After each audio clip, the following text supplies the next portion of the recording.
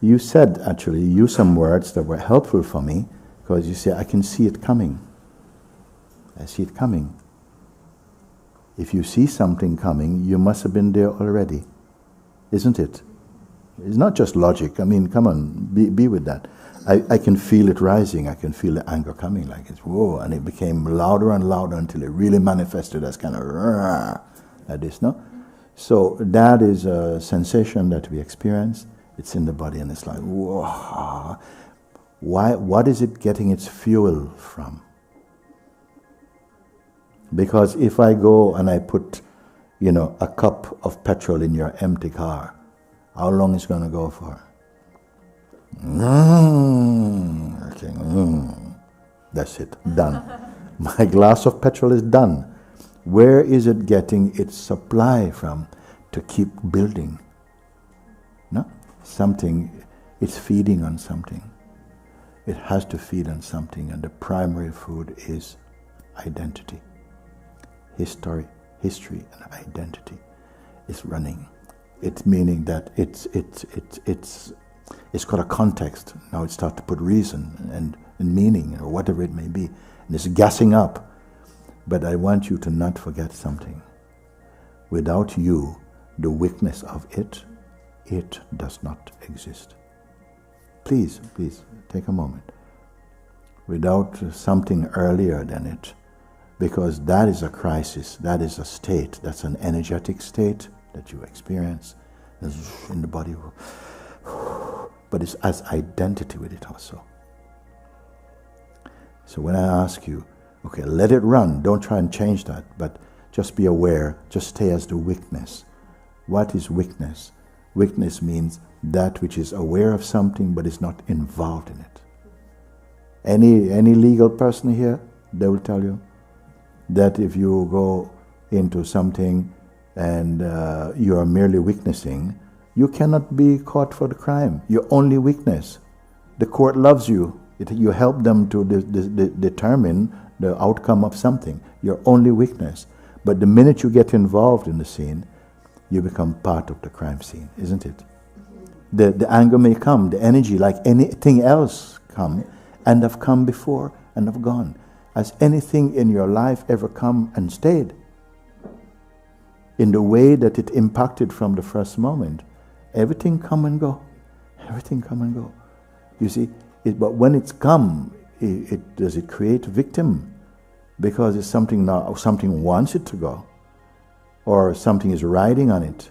In your case, how is it then? What keeps the anger alive? Yeah, this thing, I'm not going to put anger above anything else. It comes in an energy inside the body, and it's got to tell me if it has no identity. Tell me if it has no identity. Of course, it's about me. To whom does it belong? To the me. Me. Okay? It's not, I'm so angry. Oh, you don't know him. I'm angry. No, you're angry. Me, the sense of me is the fuel for this anger. Okay? Can we reverse beyond me? Everybody, just take a look. I ain't going to ask you to put your hand up necessarily. Can you reverse beyond even me, whereby even the me, which is the most, the most dynamic self-portrait in a moment, this me, so volatile that me and anger almost become one, okay, in a moment or two. Is there space there to recede, even leaving that me and that anger? Can the me be included in the seeing of the anger? Please, maybe for some, they can't, whoa, what you saying? We can't get that, because you've never really properly done that. We've never seen that it is possible also. That even, let the anger, don't fight the anger, because the fighting and the resistance intensify the experience. The more you, and then it has issues, and it has issues, it's got tissues, it's got everything in this. It has reason, it has justification. You see? But reversing the attention, are you not there in a place that is there a you that is different from the anger? Is there a space of yourself which is not the anger? Or has anger become you? Or you have become angry? You have become the anger? In a sense, we can say that. Because this you also has it's got some vitality. It's also got a program. It's got history. It's got some things which ticks it off and others that pleases it. So this that you are able to see, it is phenomenal. It will be hot 1 minute, its temperature will change. Whatever you can perceive through the mind or the senses cannot be what you are, the true witness of it. But who will prove? Who will at least take it on to see if it can be verified by you unto yourself? Can you verify that there's a space beyond even your hot person? The person is burning, and I say, okay, let the person sense burn. That which is aware of it. Is that real? And you may have to fight, because in that moment, the passions are so hot that there may be not even the willingness to step back from it. But you have to learn this. Because if you catch this, you'll find that you can catch everything else. You catch the hot spot and see that actually it also is traffic. It also is a cloud passing. It is being seen. By what is it being seen? Does it have a shape? This thing, you guys have to do this. It's not right, you don't do this. It is not correct, you don't do this, because the whole world is imprisoned by these forces. Unquestioned identity, psychological identity. Everyone is in the grip, and we define ourselves in this way. You have to do it. Why so difficult? Because there's a force within you that doesn't want to do it. There's a force that's inside that fights against. It's like we start to talk about how, and everything becomes cloudy. Sorry. You know how many times at this stage somebody goes, sorry, Gucci, could you say again? And I say, okay, right. Oh, sorry, could you say again? Because it's like, it's as though what you're trying to look at or for keeps going away. But you who is witnessing something is escaping to be recognized, you are not that thing also. Sometimes unless the thing manifests, you don't get to see it. And if you don't see it and it lives, maybe worse.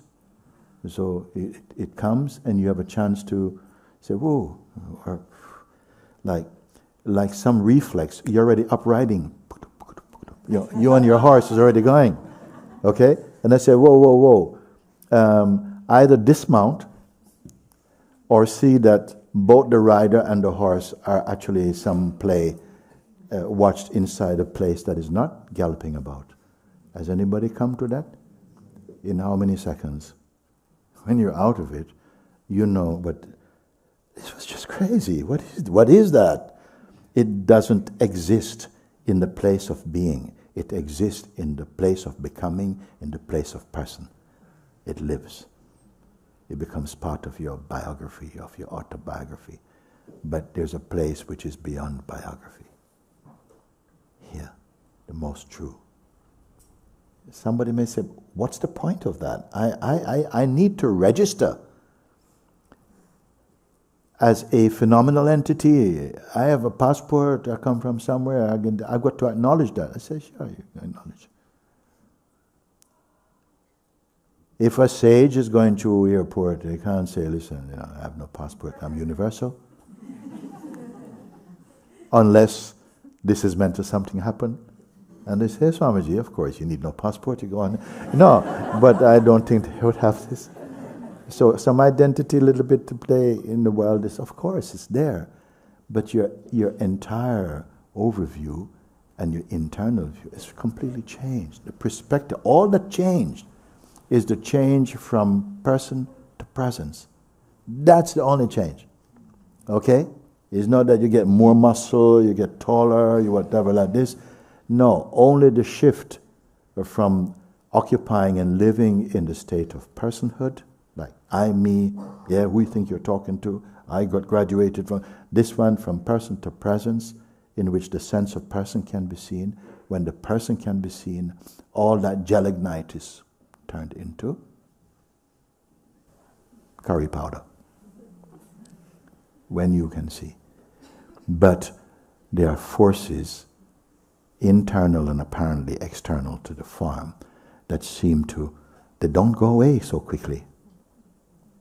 They have been a part of your entourage, a part of your sense of self. They have come with you.